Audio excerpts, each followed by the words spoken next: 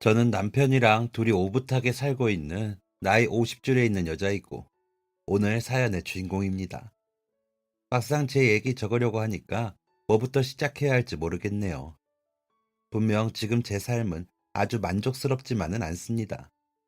비유를 하자면 아주 큰 구멍이 가슴에 있는 기분입니다.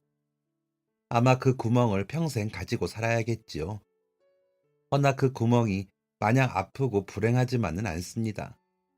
채워지지 않는 구멍이지만 적어도 그 구멍에 약 발라주는 사람들은 있는 것 같습니다. 제가 왜 이 구멍을 가지고 살아가는지, 누가 제 이 구멍을 채워주고 있는지 한번 얘기해 보겠습니다. 저는 10남매 중에 맏딸이었습니다. 아무리 식구 많고 형제 많은 옛날이라고 하지만 많아도 엄청 많았죠. 자식이 열이나 되면 정말 누구 하나 없어져도 모를 정도입니다. 게다가 제가 맏딸이잖아요. 정말 스트레스가 이만저만이 아니었습니다. 제일 아래 동생들은 거의 제가 키운 수준이었습니다. 제가 중학생, 고등학생 때 아래 3명이 태어났으니까 부모님은 위에 7명 키우는 걸로도 벅차시니 나이 많은 애들이 제일 아래 동생들을 키웠습니다. 진짜 하루하루가 난장판이었습니다. 아침에 눈 뜨는 것도 제 의지로 뜨는 게 아닙니다. 동생 오는 소리에 눈이 절로 떠집니다. 그럼 누가 시키지도 않았는데 자연스레 일어나서 동생 안고 둥가둥가 달래고 기저귀 갈아주고 분유도 타고 했습니다. 그러다가 학교 갔고 학교 가서 졸다가 학교 끝나고 집에 가면 또 전쟁 시작입니다. 애기들 똥기저귀 갈고 화장실 데려가고 씻기고 흘리면 닦이고 밥 먹이고 또 닦고 또 기저귀 갈고 분유 타고 애들 달래다가 같이 잠들고 이게 제 일상이었습니다. 처음에는 동생들 많은 게 당연하다 생각이 되었습니다. 나중에 크면 너희들 서로가 복이야, 복. 형제 많은 게 얼마나 좋은 건 줄 아냐? 저희 아버지가 항상 이렇게 말씀하셨거든요. 그래, 얘들은 나의 복덩어리들이다. 우린 형제니까 잘 살아야지. 생각하다가도 애기 기저귀 빠는 제 자신에게 짜증이 날 때도 있었습니다. 한 번은 외동딸인 친구를 사귄 적이 있었습니다. 원래 남의 떡이 더 커 보이는 거잖아요. 걔 보니까 정말 너무 부러워 죽겠더라고요. 부모님이 온전히 얘한테만 신경을 쓰고 집에 사람 하나 안 사는 것처럼 조용하고 예쁜 거, 좋은 거 모두 독차지하는 인생이 너무 부러웠습니다. 그러다 저희 집 가면 또 한숨뿐이었죠. 그래도 어쩌겠습니까? 제가 장녀인데. 장녀 인생 어디 가서 바꾸래도 바꿔주는 사람 없으니 그냥 굳건히 참고 견뎠습니다. 학창 시절에 공부해본 기억이 없습니다. 그냥 동생들만 키운 것 같습니다. 어머니가 미안해 하시긴 했지만 어쩌겠어요. 아버지가 나가서 돈 버시느라 바쁘시니까 제 손이라도 빌리셔야 했겠죠. 경자야, 너는 정말 나중에 좋은 어미가 될 거다. 좋은 사람, 훌륭한 사람이 될 거야. 너무 고맙다. 어머니가 제게 고마워하셨기에 더 힘내서 동생들을 돌볼 수 있었습니다. 그래도 알아주는 사람 하나 있어야 좀 더 쉽고 할 만한 게 살림이니까요. 그래도 형제가 열이나 있는데 가난하지 않게 살게 해준 아버지한테는 감사합니다. 정말 죽어라 일하셨거든요. 형제가 5, 6만 되어도 학교 못 다니고 밥 굶으며 사는 애들이 많았는데 저는 그렇지 않았습니다. 고등학교까지 나올 수 있었죠. 제가 동생들한테 희생을 많이 해서 그런지 바로 아래 동생들은 철이 일찍 들었습니다. 바로 아래 남동생은 공부를 아주 잘해서 서울서 대학까지 다녔고요. 그 밑에 여동생은 고등학교 들어갔다가 그만두고 공장 가서 일을 했습니다. 저는 거의 어머니와 반반 나눠 살림을 도맡아 했으니까 학교랑 집만 오가면서 애들 보고 살림을 했습니다. 그렇게 고등학교까지 졸업을 했고 이후에도 별로 달라지는 건 없었습니다. 제가 담당하고 있던 게 많았기에 일을 하기가 애매한 상황이었죠. 그래서 좀 더 본격적으로 살림을 하게 되었고 정말 손에 물이 마를 새가 없이 움직였던 것 같습니다. 제일 막내가 저랑 17살 차이가 납니다. 제가 20살 때 고작 3살이었어요. 또 남자애라 어찌나 활발하고 체력이 많이 필요한지 애를 열이나 낳은 어머니가 감당하기 힘드셨습니다. 밑에 꼬맹이들 도맡아 육아하며 어머니 좀 쉬게 해드리고 살림하며 그렇게 20살을 맞이했습니다. 그렇게 1년이 지났나? 좀 억울하다는 생각이 들었습니다. 오랜만에 친구를 만났거든요. 친구는 졸업하고 취직해서 회사 다니고 있었습니다. 고등학생 때 제일 친했던 친구였는데 도통 만날 시간이 안 나서 졸업하고 처음으로 보는 것이었습니다. 그런데 고작 1년이 지났을 뿐인데 친구와 제 모습이 너무나도 달랐습니다. 친구는 예쁜 또각 구두를 신고 짧았던 단발머리도 어느새 어깨 아래까지 길러서 머리띠를 하고 있었고 무릎이 드러나는 깔끔한 치마에 작은 손가방을 들고 옅게 화장도 하고 나타났습니다. 그에 반해 저는 낡은 운동화에 제 몸보다 훨씬 큰 티셔츠와 긴 면바지, 편하다는 이유로 여전히 귀 바로 아래 기장의 단발머리에 장바구니 겸용으로 쓰는 가방을 들고 나갔습니다. 서로 집안 사정 다 알고 비밀도 없을 만큼 친했던 친구였는데 갑자기 너무 멀게 느껴지더라고요. 친구가 딱히 내색을 안 했기에 무슨 생각을 했는지 모르겠습니다.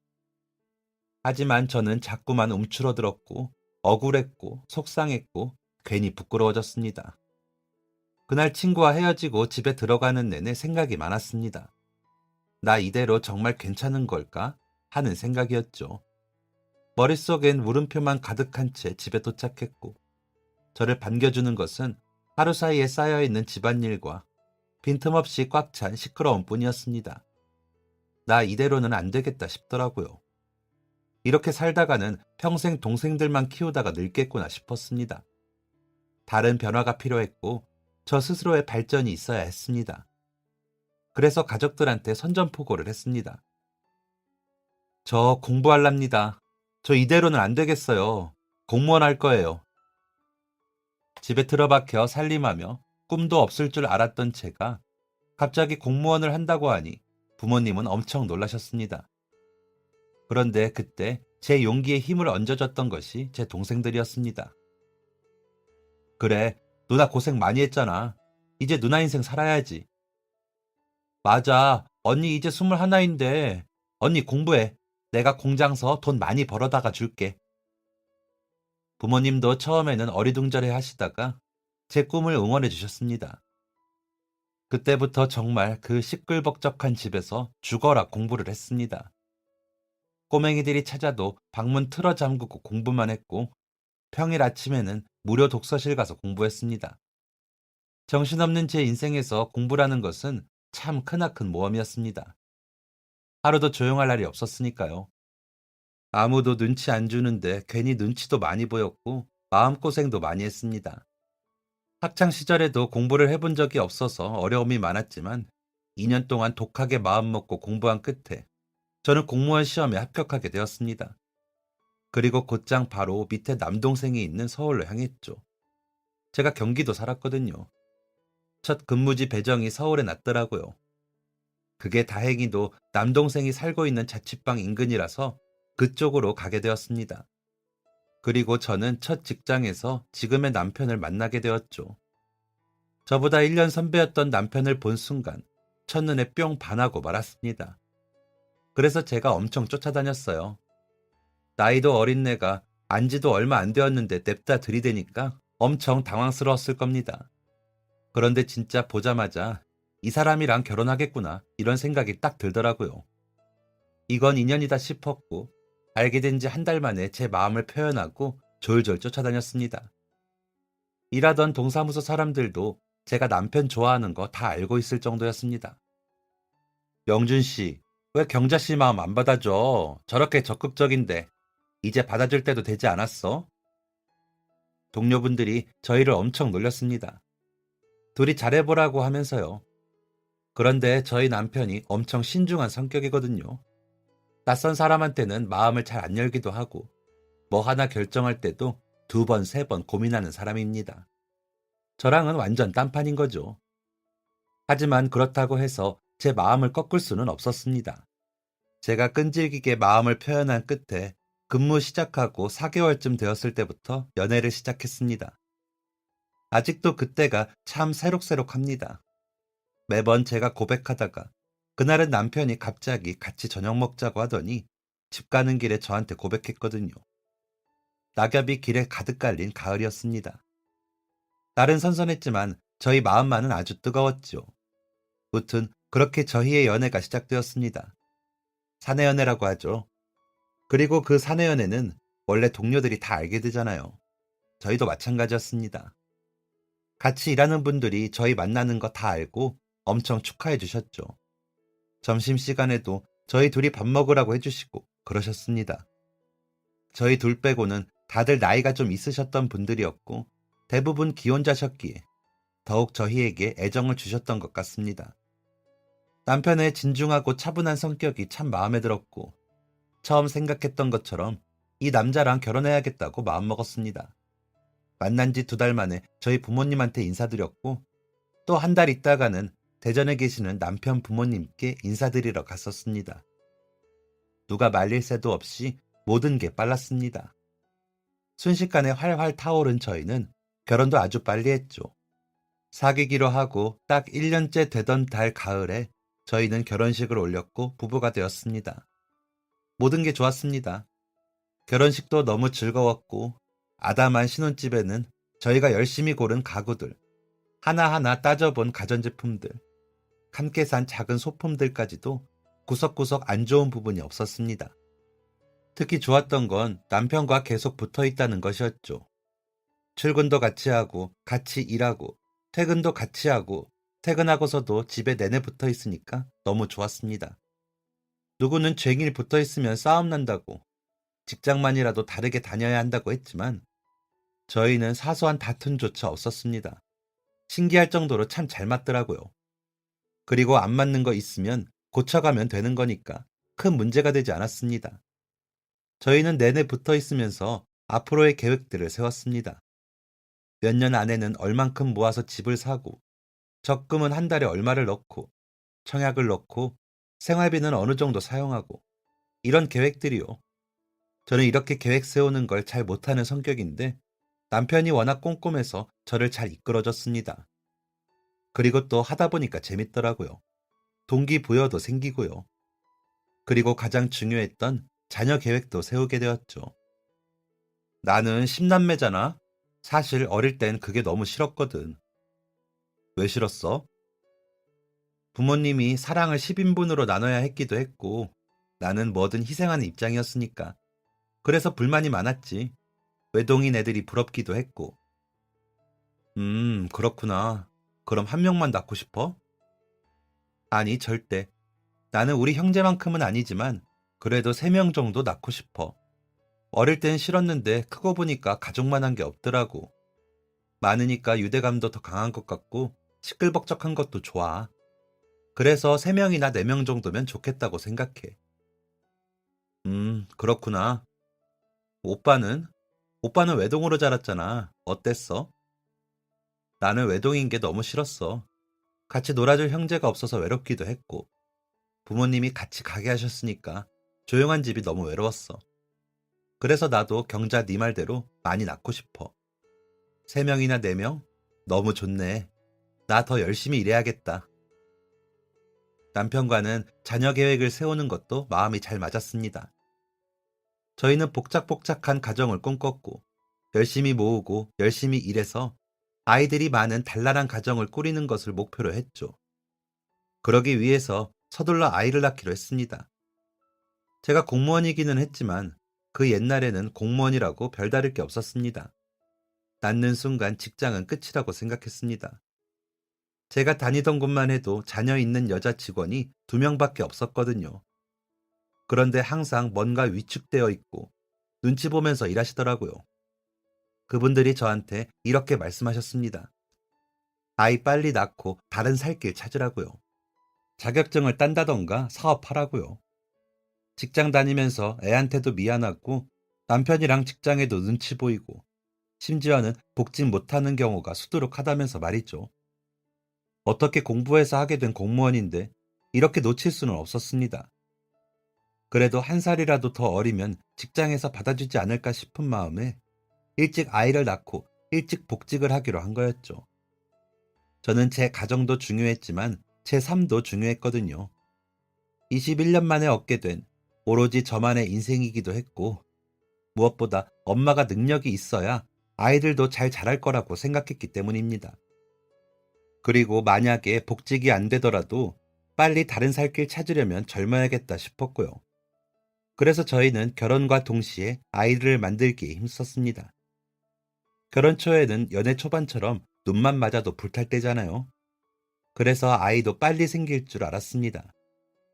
게다가 저희 어머니가 애를 열이나 낳으신 분인데 저도 그렇게 아이가 잘 들어서지 않을까 하는 생각이 있었죠. 그런데 그건 생각보다 힘들고 더욱 모험 같은 일이었습니다. 6개월이 되어도 소식이 없어서 병원에 가서 남편이랑 검사도 받았습니다. 하지만 정상 이상 수준으로 저희한테는 아무런 문제가 없었습니다. 1년이 되도록 아이가 안 생겼을 땐 시어머니가 부적을 써주기도 하셨죠. 하지만 아무 소용도 없었습니다. 저희에게 아이는 생기지 않았습니다. 처음엔 열정이 불타올랐는데 갈수록 마음이 불안하더니 1년 반쯤 되었을 땐 체념하게 되었습니다. 우리 팔자에 아이는 없는 게 아닐까 생각하기도 했고 뭐가 잘못된 건지 답답하기도 했습니다. 그렇게 남편과 둘 다 마음을 비웠을 때쯤 결혼한 지 2년이 지난 해였습니다. 저희에게 드디어 그토록 기다리던 아이가 생겼습니다. 정말 기적 같은 일이었습니다. 마음을 너무 비우고 있었기에 아이가 생겼다는 걸 알고 무척 놀라웠습니다. 하지만 놀람은 잠시, 눈물이 날 정도로 기쁘더라고요.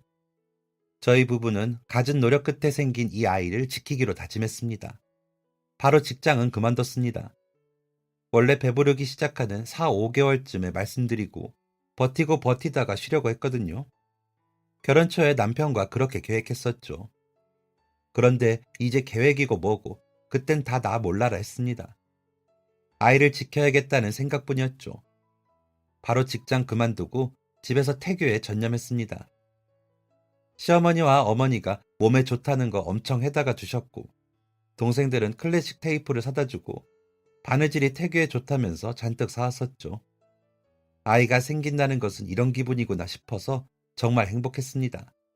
아이 심장 소리도 들었습니다. 남편이랑 손 꼭 붙잡고 어찌나 눈물을 흘렸는지 모릅니다. 아이는 저희가 기다렸다는 것을 안다는 듯이 아주 우렁차게 쿵쾅거리는 소리를 내주었습니다. 뱃속에서 발차기도 열심히 하고 어찌나 고기를 찾던지 매일매일 고기를 먹었습니다. 입덧도 했고 한도 선다로 엉덩이 뼈가 너무 아파서 누워있는 것도 고통스러울 때도 있었지만 그마저도 모든 게 감사하고 감격스러웠습니다. 그렇게 임신 8개월이 되었습니다.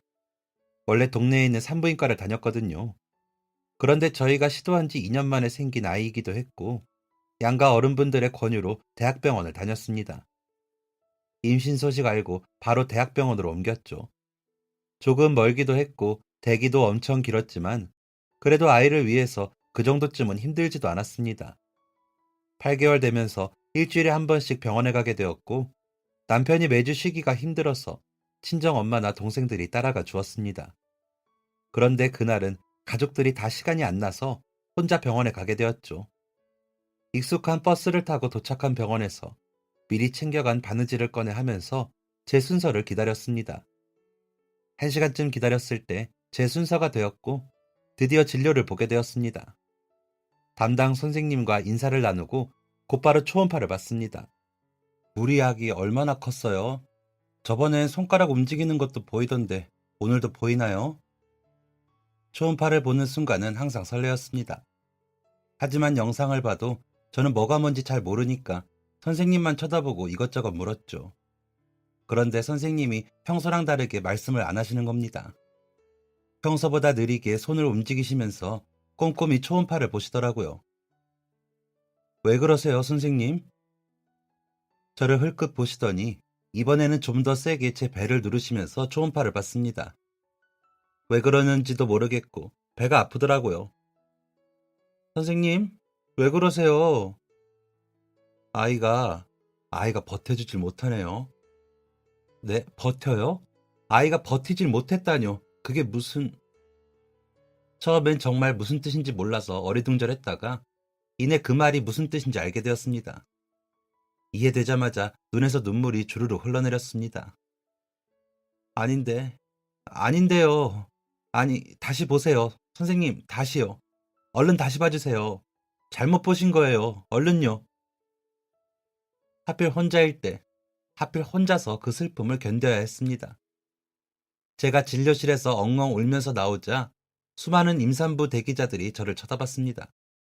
안타깝고 안쓰러운 눈으로 쳐다봤습니다.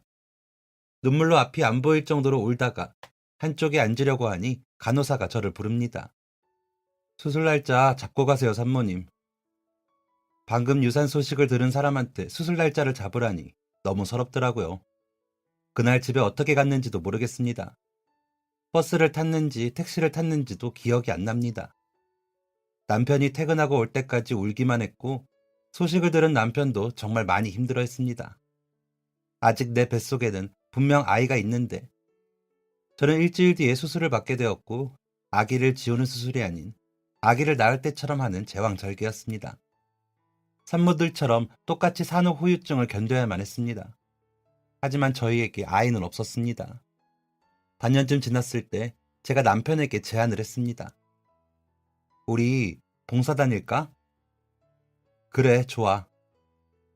계획적이고 꼼꼼한 남편이 아무것도 묻지 않았습니다. 어디로, 언제 봉사를 갈 것인지요. 아마 말하지 않아도 남편은 알았을 겁니다. 제가 보육원에 가서 봉사를 하고 싶어 한다는 것을요. 아이를 잃고 종종 얘기를 했었거든요. 우리에게 아이가 올 운명이 아닌 것 같다고. 하지만 아이가 너무 좋으니까 보고 싶다고요. 거기에 제가 그 아이들한테 뭔가 해줄 수 있는 게 있다면 더욱 좋을 것 같았고요. 그렇게 해서 선택하게 된 곳이 보육원이었습니다. 제가 아이 잃고 공무원 복직 안 하고 다른 일 했거든요. 여러 사정이 있었는데 저를 불쌍한 사람이라 생각하는 것 같은 시선들이 너무 힘들어서 그만두고 동생 도와서 집에서 일을 하고 있었습니다. 일을 쉬는 주말에 남편과 함께 멀지 않은 보육원으로 향했습니다. 봉사하는 아는 사람이 있었던 것도 아니었고 그냥 무작정 전화해서 도움의 손길을 좀 보태고 싶다고 했습니다. 원장님께서 얼마든지 와도 된다고 하셨고 그렇게 처음 방문하게 된 것이었습니다. 전화로 상황을 대충 듣기는 했지만 생각보다 더 많은 아이들이 있었습니다. 그리고 생각보다 더 많은 도움의 손길이 필요해 보였고요. 첫날은 정말 애들 얼굴 볼 틈도 없이 일만 하다가 왔습니다. 애들 수가 몇십 명이니까 설거지거리가 상당하더라고요. 그걸 여태 선생님 두 분이서 했다는 게 믿기지 않을 정도였습니다. 침구류도 어마어마했습니다. 이불 빨래들은 보육원에서 나이가 많은 아이들이 도와주기도 하더라고요. 괜히 마음이 애잔했습니다. 저 어릴 때 생각도 나더라고요. 하고 싶은 거 못하고 동생들 위해서 일해야 한다는 게 마음이 쓰였죠. 그 이후 저희 부부는 매주 주말마다 보육원에 방문했습니다. 처음 방문하고서 다음날 몸살이 날 정도로 힘들었지만 그럴수록 더 자주 가야겠다는 생각이 들더라고요. 나중엔 그렇게 일하는 게 기쁨이었습니다. 이렇게라도 애들을 볼 수 있는 것에 정말 복받았다고 생각하고 일했습니다. 그렇게 반년쯤 일했을 때부터 자꾸 눈에 밟히는 아이가 생겼습니다. 그 아이는 2살 된 남자아이였습니다. 말이 2살이지 태어난 지 10개월밖에 안 된 아이였습니다. 제가 처음에 보육원 방문했을 때 이렇게 작은 아이도 있나 놀랐습니다. 그때는 고작 생후 4개월 때였거든요. 100일 막 지난 아이였죠. 이 아이는 어떻게... 생후 한 달쯤 되었을 때 요 앞에 놓여져 있었어요. 어머, 어떻게 그런... 작은 목소리로 배고프다고 낑낑 오는 걸 제가 데리고 들어왔죠. 원장님께 첫날 그 말을 듣고부터 그 아이한테 마음이 많이 갔습니다. 어린아이가 어쩌다가 여기 오게 되었을까? 안쓰럽기도 했고 그럼에도 불구하고 건강하게 자라주는 게 기특했습니다. 제가 보육원 봉사 시작하고 6개월쯤 되었을 때 아이가 10개월이었는데 그때부터 잡고 일어서기 시작했습니다. 6개월이라는 시간 동안 이 아이가 성장하는 것을 직접 제 눈으로 다 본 거잖아요. 그게 너무 신기하더라고요.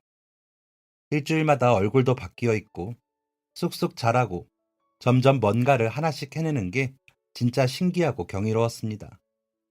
뭐든지 잡고 일어서려고 다리랑 손가락에 힘을 꽉 주는데 어느 날은 제 손가락을 꽉 쥐고서 일어서더라고요. 그리고 고개를 들고 제 눈을 뚫어져라 쳐다보는 겁니다. 그 순간 뭐랄까 뭔가 말로 설명하기 어려운 느낌이었습니다. 가슴이 막 저리고 뭉클하면서도 설레이는 기분이랄까요? 아무튼 그때부터가 시작이었습니다. 저는 그 아이에게 완전히 푹 빠져버렸습니다. 봉사를 마치고 집에 가서도 계속 생각이 났고 보육원 가면 제일 먼저 그 아이를 찾게 되었습니다. 차에서 내리자마자 아이 이름을 부르며 보육원으로 달려갔죠. 돌쯤 되었을 때는 원장님 양손을 꼭 붙들고 한 발 두 발 내디디면서 저를 마중 나오더라고요. 그땐 너무 감격스러워서 쪼그려 앉아 팔을 벌리고 눈물까지 흘렸습니다. 그 아이가 제 아이라도 되는 것처럼 애틋하고 소중했습니다. 그리고 고맙게도 남편이 이런 제 마음을 알아주었습니다. 우영이 말이야, 우리가 입양할까? 정말? 정말 그래도 되겠어? 정말이야? 응, 나도 고민 많이 했어. 우영이 우리가 입양하자. 좋은 부모가 되자. 보육원 원장님도 저희의 뜻에 아주 좋아하셨고 적극적으로 입양 절차를 설명해 주셨습니다. 그렇게 우리에게는 아주 소중한 아이가 생기게 되었습니다. 아이가 생기니까 가족이라는 단어가 다시금 제 마음에 새겨지는 것 같았습니다. 정말 하루하루가 아까울 정도로 소중했습니다. 우영이는 아주 씩씩하게 커주었습니다. 정말 튼튼해서 추운 겨울에도 감기도 앓지를 않았습니다. 걸리기야 걸렸죠. 그런데 하루 딱 아프고 약 먹으면 다음날 언제 그랬냐는 듯이 쌩쌩해졌습니다. 또 모든 게 빨랐습니다. 걸음마 했을 때도 또래보다 빠르구나 싶긴 했거든요. 그런데 말도 빨리 하고 한글도 수도 엄청 빨리 깨우쳤습니다. 그게 느렸어도 아무 문제 없었겠지만 저희가 적극적으로 뭔가를 해주지 않았는데도 야무지게 잘 자라주는 모습이 너무 기특하더라고요. 하지만 제일 사랑스러웠던 것은 따로 있었습니다. 바로 저희에게 사랑 표현을 엄청 잘해준다는 것이었습니다. 아이가 막 말문이 트였을 때 동요를 많이 틀어줬습니다. TV에서 율동하면서 동요 따라 부르는 것도 보여줬죠. 작은 몸으로 덩실덩실 귀엽게도 춤을 추더라고요. 그러다가 어느 날 갑자기, 정말 갑자기 제 앞에서 딱 서더니 방실방실 웃으면서 이러는 겁니다. 엄마, 사랑해. 내가 지금 무슨 말을 들은 건가 싶어서 너무 감동적이어서 눈물이 다 나더라고요. 아이를 꼭 끌어안고 나도 사랑한다고 하니까 사랑해라는 말을 10번도 넘게 더 해주는 겁니다. 아이가 처음 걸으면서 제게 왔을 때만큼이나 기뻤습니다. 아이는 사랑 표현을 참 잘하는 아이로 컸습니다. 안아주고 뽀뽀해주고 사랑한다고 해주고 고맙다고 해주는 게 익숙하고 자연스러운 아이였습니다. 이 정도면 됐다. 이렇게만 커주면 더할 나위 없이 행복하겠다고 생각했습니다. 저희는 아이가 저희의 친아들이 아니라는 사실을 말하지 않았습니다. 언젠가는 말할 거였지만 너무 어린 나이에 알게 되면 충격도 많이 받을 것 같고 상처도 생길 것 같더라고요. 그래서 아이가 어느 정도 크면 말하기로 했습니다. 어느덧 아이가 초등학생이 되었고 어릴 때처럼 아주 야무지고 똑부러지는 아이로 커주었습니다. 학교에서 선생님들도 엄청 칭찬을 많이 하셨습니다. 우영이는 어떻게 그렇게 글짓기를 잘해요?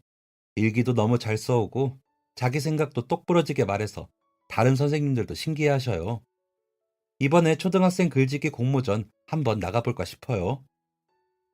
어머니, 이번에 우영이가 학교 회장 된 거 아시죠? 거의 몰표로 우영이가 뽑혔어요. 정말 자랑스러우시겠어요, 어머니. 엄청 자랑스러웠습니다.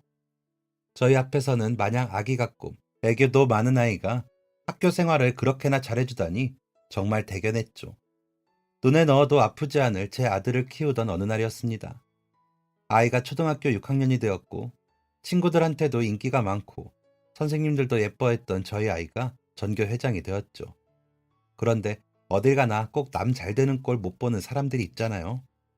그게 차라리 아이 또래였다면 아이가 무시하고 지나갔겠지만 저희 주변에 있던 그런 야근 사람들은 아이가 아닌 어른이었습니다. 그것도 같이 아이를 키우는 학부모들이었죠. 어느 날 아들이 시무룩한 표정으로 집에 들어오더라고요. 우영아, 무슨 일 있었어? 표정이 왜 그렇게 안 좋아?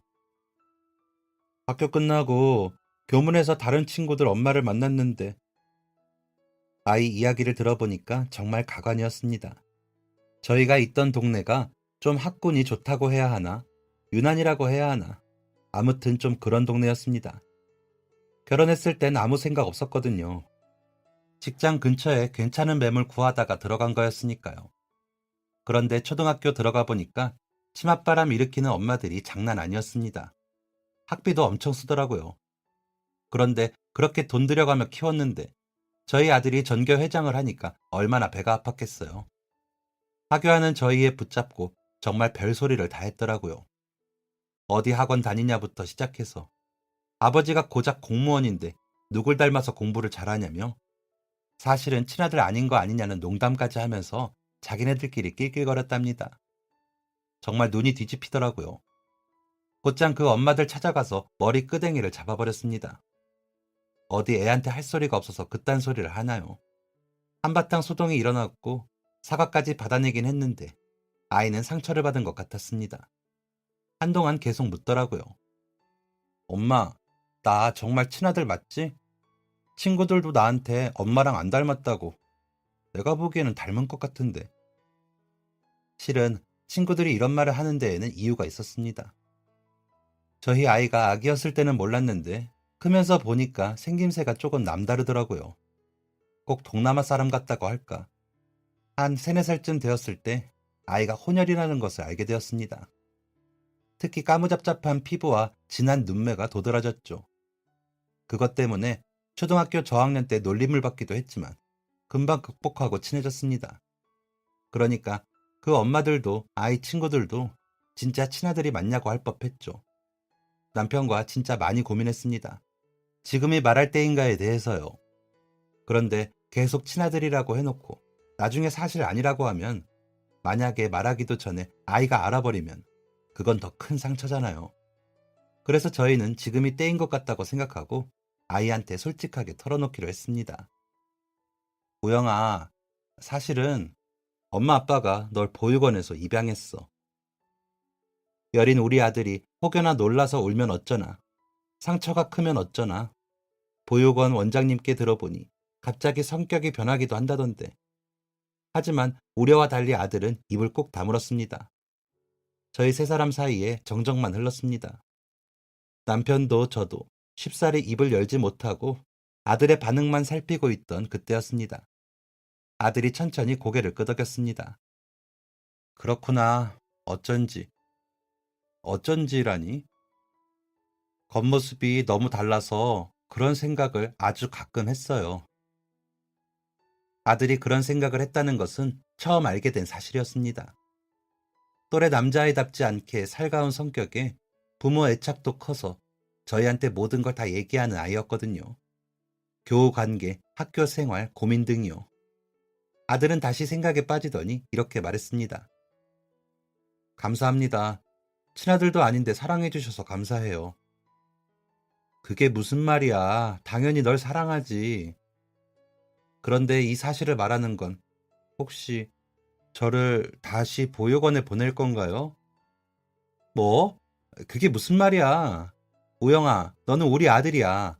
내 호적에 네가 있고 내가 널 키웠어. 그런 일은 절대 없어. 그럼 앞으로도 저를 사랑해 줄 건가요? 말이라고.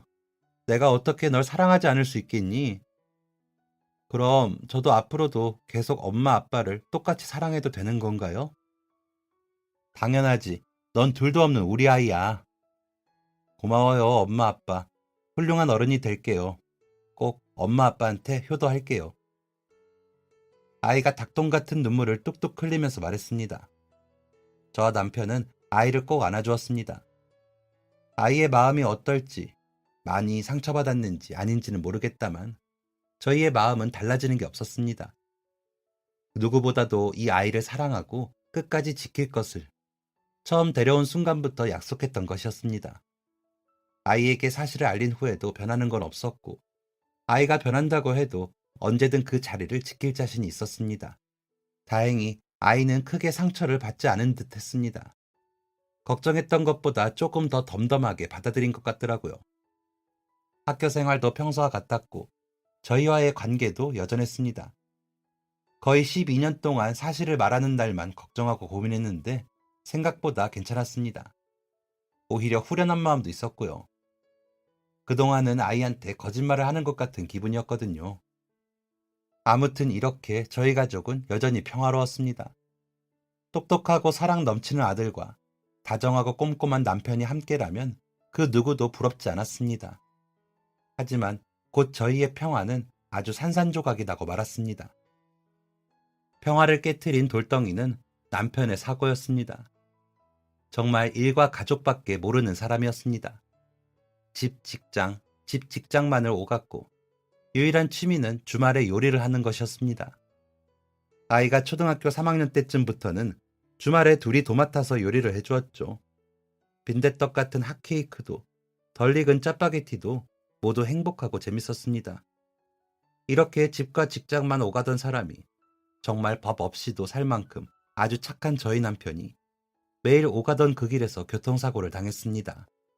신호등 없는 길에서 신호 안 지키는 오토바이 피하려다가 차가 한 바퀴를 돌았고, 하필 그 길을 걸어가던 남편이 정말 어이없게도 그 자리에서 세상을 떠나게 된 것이었습니다. 그날 아침에도 잘 다녀오라는 인사를 했습니다. 그 전날 주말에도 남편이 해준 김치찌개를 먹었습니다. 그랬는데 남편이 한순간에 사라져버린 겁니다. 너무 억울해서 미칠 것 같더라고요. 아들도 큰 충격에 빠졌고 저희 모자한테 정말 힘든 시간들이었습니다. 그런데 더 힘든 건 뭐였냐면 저희 편이 아무도 없다는 겁니다. 사실 저희 시댁에서 저희 아이 입양한 걸 썩 좋아하지 않았거든요. 그런데 남편 장례식장에서 시어머니가 그러더라고요. 너는 애가 정말 왜 그러니? 새끼도 못 낳아, 남편도 죽여. 무슨 기구한 팔자를 가지고 태어났길래 이 모양 이 꼴이야. 내 아들 어쩔 거야? 내 아들 살려내! 자식 잃은 슬픔은 이해하지만 제 아들이 보는 앞에서 어떻게 그렇게 말을 할 수 있나요? 제 옷자락까지 잡아 끌며 언성을 높였던 시어머니는 그날 이후로 연락을 뚝 끊었습니다. 제가 연락을 드려도 받질 않으시더라고요. 그런데 이렇게 저와 제 아들 편을 안 들어준 건 시댁뿐만이 아니었습니다.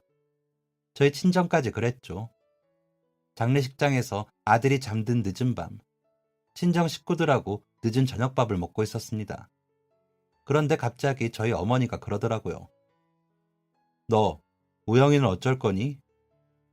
뭘요? 다시 데려다 줘야지. 그럼 네 자식도 아닌 걸 혼자 키우려고 했니? 엄마, 그게 무슨 말이야. 우영이 내 자식이지. 내가 입양했잖아. 너무 갑작스러워서 이게 대체 무슨 말인가 싶어서 숟가락을 내려놨는데 가족들 눈빛이 다 어머니 말에 동의한다는 눈빛이었습니다. 뭐야 지금? 너네 다 우영이를 진짜 조카라고 생각 안 한 거야? 누나, 요즘엔 파양하는 것도 간단하대. 누나 이렇게 됐으니까 그냥 싹 다 잊고 새로 시작해. 뭐 나이 먹었다고 시집 못 가나?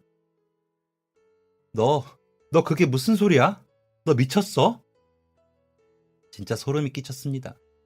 다들 제정신이 아닌 것 같았습니다. 그 자리에서 친정 식구들 싹 다 내쫓아버렸습니다. 그리고 그때부터 아들과 둘이 험난하게 살아가기 시작했죠. 졸지에 과부되어서 시댁 친정 다 잃게 된 저는 일단 먹고 살 궁리를 해야 했습니다. 제게는 소중한 제 자식이 있었으니까요. 나이도 어느 정도 차서 새로운 일 구하는 게 마땅치가 않더라고요. 그래도 따지고 보면 30대였는데 말이죠. 끝자락이긴 했지만요. 아무튼 그때부터 저는 파출부 일을 하게 되었습니다. 보통 식당 파출부를 나갔습니다. 인력사무소에서 소개해주는 음식점 나가서 주방에서 일을 했죠. 젊을 때에도 식당 아르바이트 같은 건 한 번도 안 해봤던지라 나이 먹고 진짜 욕 많이도 먹었습니다. 저보다 어린 사장님한테 매일 혼나가면서 일 배웠고 매일같이 아들 생각만 하면서 아득바득 이 갈고 살았죠. 아들도 마찬가지였습니다. 남편 죽고 나서 정말 하루에 밥 한 끼도 못 먹을 정도로 힘들어하더니 제가 이 악물고 살아가니까 아이도 자극을 받은 건지 점점 돌아오더라고요. 이전과는 달랐지만 우리에게도 다시 평범한 일상이 돌아왔습니다. 어쩐지 아들은 남편이 떠난 후에 더 악착같이 공부를 하는 것 같았습니다. 그때가 아들이 중학생 때였거든요. 중학교 1학년 때부터 친구랑 같이 동네 공부방 다니고 싶대서 보내줬는데 공부를 곧잘 하긴 했습니다. 반에서 5등 정도 했으니까 잘했죠. 그런데 남편 그렇게 되고 난 뒤에는 주말에도 책상 앞에 앉아서 공부하더니 반 1등을 해냈습니다. 우영아, 좀 쉬엄쉬엄 해. 네, 엄마, 여기까지만 하고요. 안 힘들어? 요즘 엄청 열심히 하네. 찾아보니까 변호사 되려면 공부 잘해야 한다고 하더라고요. 그래서 이번 시험에서 전교 1등이 제 목표예요. 그날 아이의 꿈을 알게 되었습니다. 변호사가 되고 싶다고 하더라고요. 그 전까지는 원래 우주비행사, 비행기 조종사 이런 거였거든요. 물어보지 않아도 아이가 왜 변호사로 꿈을 바꿨는지 알 수 있었습니다. 사실 남편이 사고당하고 사건이 좀 심각해져서 소송까지 가게 되었었거든요. 억울하게 사고당한 우리 남편인데 오토바이 운전자고 차 운전자고 아무 잘못 없다고 하더라고요. 그런데 정말 명백하게 오토바이 운전자의 잘못이 있었단 말이죠. 그런데 그 사람이 좀 있는 집 사람이었는지 변호사를 3명을 데려오더랍니다. 10마디씩만 해도 30마디인데 국선 변호사 쓴 저희가 어떻게 이기겠어요? 그때 아들의 꿈이 바뀌었나 봅니다. 훌륭하고 정의로운 변호사가 되어서 힘든 사람들한테 도움을 줄 거라고 하더군요. 말없이 아들의 꿈을 응원했습니다. 그리고 제게 새로운 목표가 생겼죠. 아들 고등학생 되면 대형학원 보내주기, 대학교 등록금 마련하기. 그때부터는 뭐 정말 세월이 어떻게 흐르는지도 모르게 밤낮도 없고 주말도 없이 일만 하고 살았죠. 아들도 정신없는 학창시절을 보냈고요. 아들이 수능 치르던 그때는 진짜 딱 시간이 멈춘 것 같았습니다. 제가 너무 긴장이 되더라고요. 일하는데 청심환 하나 씹으면서 일을 했을 정도였습니다. 그래도 그날 아들한테는 시험 잘 봤냐는 얘기는 하지 않았습니다. 저보다 더 떨렸을 테니까요. 그리고 어련히 말하지 않을까 하고 기다렸던 것도 있었고요. 그런데 아무리 기다려도 얘기가 없길래 잘못 봤나 보다 하고 마음을 비웠습니다. 그러다가 1월에 갑자기 제 아들이 서울대에 합격했다는 겁니다. 진짜 너무 놀라서 말이 안 나오다가 곧 가슴이 너무 벅차서 터지는 줄 알았습니다. 마치 제가 지금까지 한 일에 대한 보상을 받는 기분이었죠. 서울대 들어간 우리 아들이 너무 대견하고 자랑스럽고 기특해서 미치는 줄 알았습니다. 아들은 대학교도 나오고 군대도 갔습니다. 군대 보낼 때 안 울려고 했는데 그게 참아지는 게 아니더라고요. 내 새끼 가서 고생하진 않을까. 처음 보는 짧은 머리도 마음 시리고 참 많이도 울었습니다. 그래도 시간은 빠르게 흘러갔고 전역해서 쉴 틈도 없이 곧바로 학교 복학도 했습니다. 졸업 후에는 로스쿨까지 다니고 어느덧 진짜 변호사가 되었습니다. 우리 우영이 너무 장하다. 너무 장해. 로스쿨에서 성적이 좋았던 아들은 변호사 되고 곧바로 한 로펌에 들어가게 되었습니다. 저는 들어도 잘 몰랐는데 아들이 입에 닳도록 얘기했던 곳이었거든요. 존경하는 변호사가 있다고도 했었죠. 그런데 거기서 러브콜이 들어왔고 같이 일하게 되었다며 정말 기뻐했습니다. 그동안 차곡차곡 모아두었던 비상금을 탈탈 털어서 좋은 양복과 구두를 맞춰줬습니다. 출근 전날 아들은 미용실에 가서 머리도 예쁘게 다듬었죠. 엄마, 다녀올게요. 첫 출근을 하는 아들을 배웅하고 저도 나갈 준비를 하려고 서두르다가 그만 아끼는 머그컵 하나를 깨트렸습니다. 제가 뭘 깨트리거나 그런 사람이 아니거든요. 컵에서 물 한 번도 안 엎지르는 사람인데 그날은 이상했죠. 깨진 조각들을 급하게 주워 담다가 손가락도 베었습니다. 다시 줍고 쓸고 청소기까지 돌리고서 가게에 출근을 했죠. 그날따라 가게에 단체 손님이 와서 무척 바빴습니다. 물 한 모금 마실 틈도 없이 이리저리 뛰어다니면서 일을 했죠.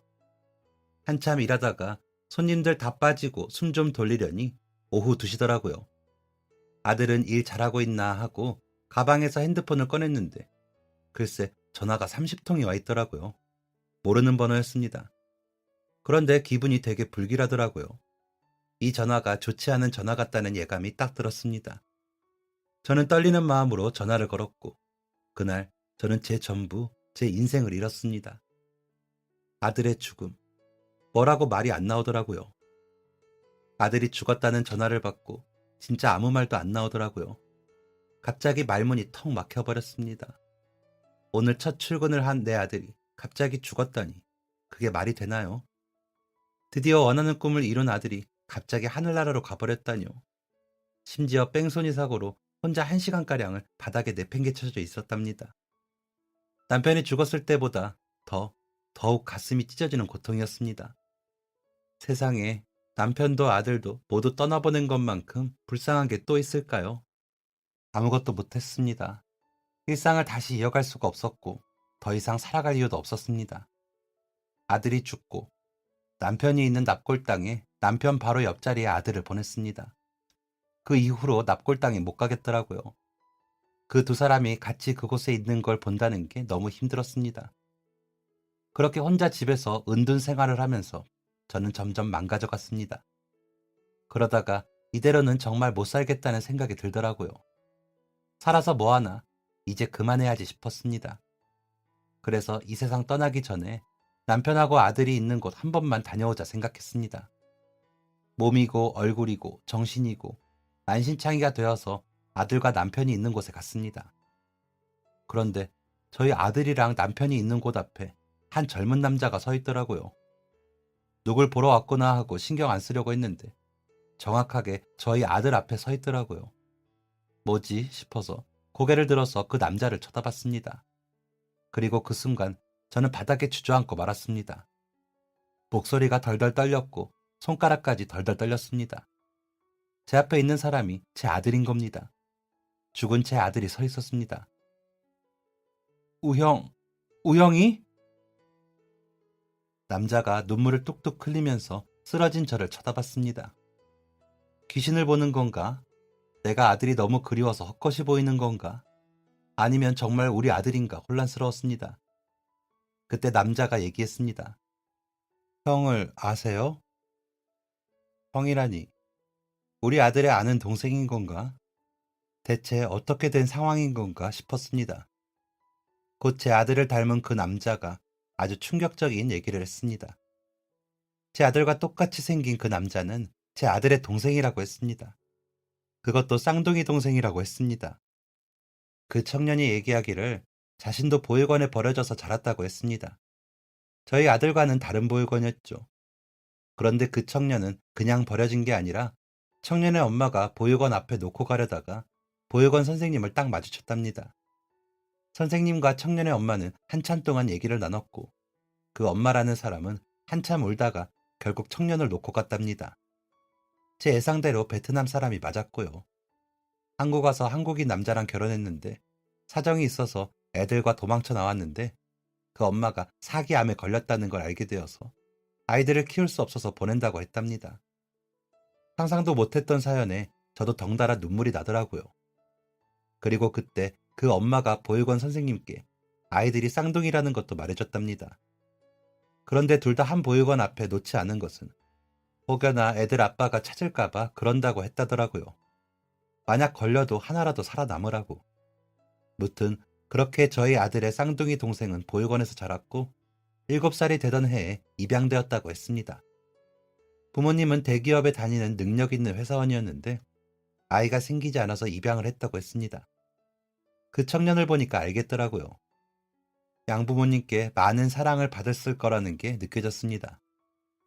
쌍둥이 형의 존재를 알았던 청년은 항상 형을 그리워했고 찾으려고 노력도 해봤습니다. 보육원에 베트남 혼혈 아이가 있었느냐고 연락도 돌려보고 혹시라도 단서가 될 만한 게 있을까 싶어서 미니홈피 같은 것도 찾아봤다더라고요. 하지만 어디서도 단서가 될 만한 게 없었고 마음을 비우고 살아갔답니다. 그러다가 한 잡지를 보게 되었는데 거기서 저희 아들을 봤다더라고요. 아들이 대학교 다닐 때 대학생 모델로 잡지용 사진 한 번 찍은 적이 있었거든요. 뭐 대단한 건 아니었고 그냥 아르바이트처럼 딱 한 번 했던 거였습니다. 그런데 그 오래된 잡지를 그 청년이 발견을 한 겁니다. 그것도 집에 있는 잡지들 버리려고 하다가요. 그게 대학생 때 찍은 거고, 대학생 컨셉으로 찍은 거라 학교 정보랑 이름이 나와 있고, 인터뷰도 짧게 실려 있었거든요. 그거 보고 청년이 아들 학교에 전화해보고, 갖은 노력으로 수소문을 해서 겨우겨우 저희 아들 동기를 찾아냈답니다. 저도 아는 아들 친구였습니다. 아들과 굉장히 가깝게 지냈던 학생이었고, 아들이 보육원에서 왔다는 것도 알고 둘이 동반 입대도 했을 정도였죠.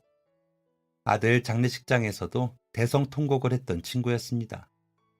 그 친구한테 연락을 했는데 그 친구가 아들이 세상을 떠났다는 얘기를 하며 납골당 위치를 알려줬고, 그래서 청년이 저희 아들이 있는 납골당까지 오게 된 것이었습니다. 그리고 생후 한 달 무렵에 헤어진 형의 사진을 보며 눈물을 흘리고 있었던 거죠. 그 청년과 한참 동안 아들의 사진을 보다가 헤어졌습니다. 기분이 이상하더라고요. 어떻게 이런 일이 있나 싶다가도 이건 우리 아들이 나 더 살다 오라고, 죽지 말고 살라고 만들어준 인연이 아닌가 생각되었습니다. 투명한 유리문 속 환하게 웃고 있는 아들이 그렇게 말해주는 것 같았습니다. 그래, 우리 아들이 그러라고 하면 그래야지 하는 마음이 들더라고요. 그날 집에 가서 돼지우리 같은 집을 싹 치웠습니다. 밤새 정리하고 청소를 했습니다. 아주 반짝반짝 눈이 부실 정도로요. 우리 남편이랑 아들이 온전히 다 못 살고 죽은 이 삶을 나라도 살아야겠구나. 내가 대신 살아야겠구나 싶었습니다. 그리고 제가 해야 될 일이 뭔지 정확하게 알겠더라고요. 그날 이후 저는 서울에서의 모든 걸 정리했습니다. 집도 가구도 싹 다 정리하고 옷 몇 개 든 트렁크 하나 끌고 아들을 처음 만났던 곳으로 향했습니다. 바로 보육원이었죠. 그 안에서 저는 평생을 봉사하고 평생 힘든 아이들을 보살피며 살기로 마음먹었습니다. 그리고 지금 저는 제가 마음먹은 것을 잘 실천하고 있는 중입니다. 사랑받기에 마땅한 이 소중한 아이들을 제가 할 수 있는 최선을 다해서 아껴주고 있습니다. 이 아이들이 나중에는 어떤 사람이 되건, 입양이 되건 안 되건, 그래도 인생에 사랑받았던 순간에 있었구나 라고 생각했으면 좋겠습니다. 그렇게 되기까지 많이 노력할 거고요. 남은 삶 이렇게만 쭉 살다가 내 사랑을 모두 다 줬을 때, 그때 남편이랑 아들 곁에 가고 싶습니다. 지금까지 사연 들어주셔서 감사합니다. 사연이 재밌으셨다면 구독과 좋아요를 눌러주세요. 감사합니다. 안녕히 계세요.